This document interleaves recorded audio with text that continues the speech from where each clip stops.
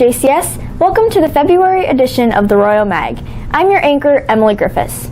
Our first story this month is the restaurant review. This month's restaurant was the ever-popular Starbucks. Here's what we thought.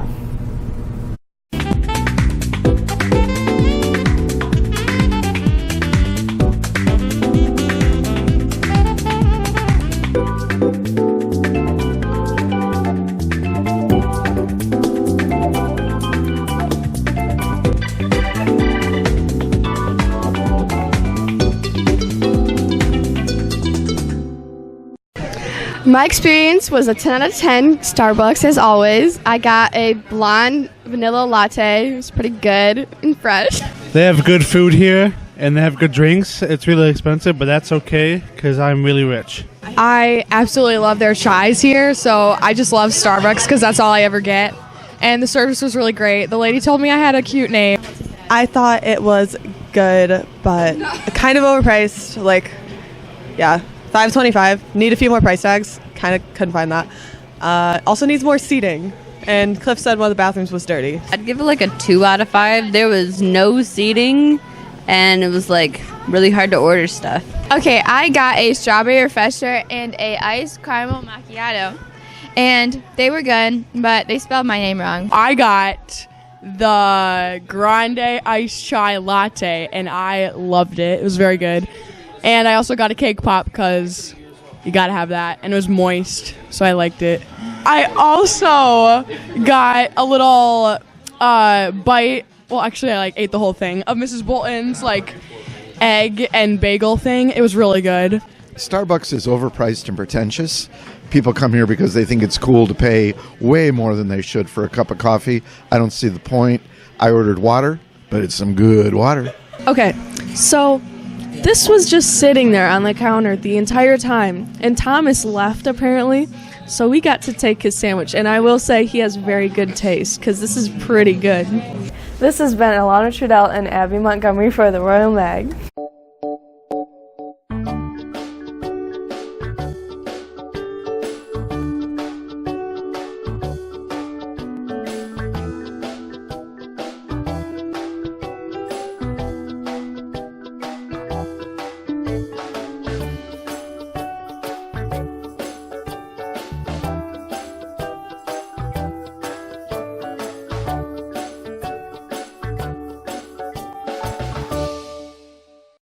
As you know, February is Black History Month. Did you know that Jackson has a real connection to some of the major events in Black history? Here are Anna and Avery with the story. This is Avery and Anna reporting to you from the Ella Sharp Park Museum. We're here to research and share with you the history of African Americans in Jackson. Black History Month is an essential component of our country's past that is dedicated to commemorating the lives of the African Americans who helped define our country. One of the more prominent aspects of Black history is the Underground Railroad. When slavery was still legal in the U.S., African Americans escaped the oppression down south through the Underground Railroad, a series of safe places leading north to freedom. What many people don't know is that the Underground Railroad actually went through Jackson. Today, Anna and I will share with you many of the places around Jackson where abolitionists and African Americans worked together to make freedom prosper for all people. I'm here at the First Congregational Church right here in downtown Jackson. This is a very important part of Jackson Black history, as this was actually a safe place for many escaped slaves that were on their way to freedom. And right over here, we have actually a plaque that tells a lot about how this church participated in social reform besides harboring slaves from down south. At the bottom of this plaque, it says, beginning in the 1840s with the anti-slave movement, the congregation actively participated in social reform, most notably the temperance and civil rights crusades. We're here in the historic district of Jackson. We're on the corner of Franklin and 2nd Street. Right here is the historical marker honoring the starting of the Republican Party. This is important to Black history because the Republican Party, one of their goals actually was to abolish slavery. And you can see this right in Jackson.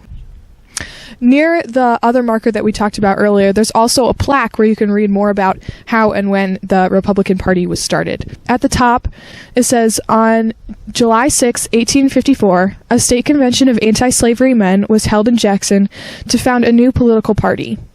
And towards the bottom it says, winning an overwhelming victory in the elections of 1854, the Republican Party went on to dominate national politics throughout the 19th century.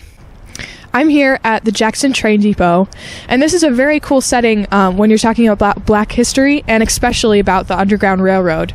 2 freedom seekers actually came right here, and they got on a train to escape the people that were oppressing them. I'm here in Mount Evergreen Memorial Cemetery, and Jackson here is actually going to be making more steps to honoring Black history, as they'll be erecting a plaque in the upcoming months to honoring the abolitionists that served here in Jackson and also freedom seekers. We need to honor people in our history that have fought for equality within our nation and the people that suffered through oppression. We also need to appreciate and honor those that have researched events in Black history, like Linda Haas, who we interviewed for this segment, and the many places around Jackson that offer information about Black history. This has been Avery and Anna reporting about Black History Month for the Royal Mag. Thank you, JCS. How do you help? The Resale Depot on Wildwood in Jackson has a huge selection of clothing, housewares, antiques, and more at inexpensive prices. You can help by donating your used items or buying ours. We have a great selection and an ever-changing inventory. Over 75% of our total revenue goes to support local charities. You can help by finding something you need or donating the things you don't. The Resale Depot. That's how you can help. The spring play is coming up in March, and Cliff and Mackenzie went behind the scenes and got some of the details. This year's spring play is Ask Inigo. It follows the story of a statistician, Meg Wheeler, as she tries to navigate New York City to find a man. To tell us more about the play is the director himself, Timothy Barsoon. The play is coming up on March 15th and 16th. On March 15th, which is a Friday, it'll be at 7 p.m., and on March 16th, which is a Saturday, it'll be at 2 p.m. and 7 p.m. Tickets are going to be $5 for adults and $2 for students grades grades 4 through 12. Like to have everyone come out.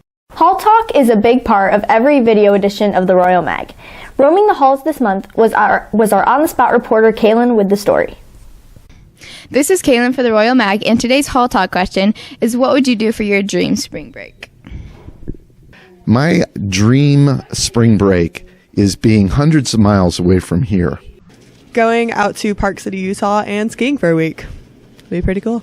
If I had money, then I'll travel to Europe. And do what? And travel all around. My dream spring break trip would be to travel to Greece for a week and explore all the ancient things there. Mine would be going to Florida with my friends. It would have to be California. Vote Dag for Prez. My dream spring break would be being anywhere but in Michigan. I want to sit by the pool all day and get tan. Spring break. Well, there's really 2 places that we've been that we'd love to go again. Number 1 is Hawaii. That's just such a peaceful, wonderful place, warm and nice, and sit on the beach and hear the ocean is just a joy. But the other place we've been is Israel, and I've been there twice. God has blessed me, and I'd love to go back again. The climate is nice. The people in Israel, we just enjoy the people. It's just a great place to be. The food in Israel is outstanding. So those 2 places would be my favorite places to go. I'd probably go to Hawaii, chill on the beach, hang out, maybe surf a little bit, even though I can't swim, but we're worth a try. My dream spring break would be to go and drive everywhere because I just got my license and I can drive now. So I would want to take a road trip. Going to Paris and enjoying the cuisine. Star Wars marathon every day. What are you doing? Spending the entire time with Alana and Abby and all my friends because they're so loved. And Chance and Mackenzie. Mwah! Mine would be to go to Hawaii. My dream spring break would be going to Belize and diving in the deep blue hole. Probably just going to Florida and spending the week in the sunshine. My spring break, the best one would be going to Fort Myers, Florida to see my grandkids. Fun. Thanks for watching this month's edition of the Royal Mag. As always, I'm your anchor, Emily Griffiths. Stay classy, JCS.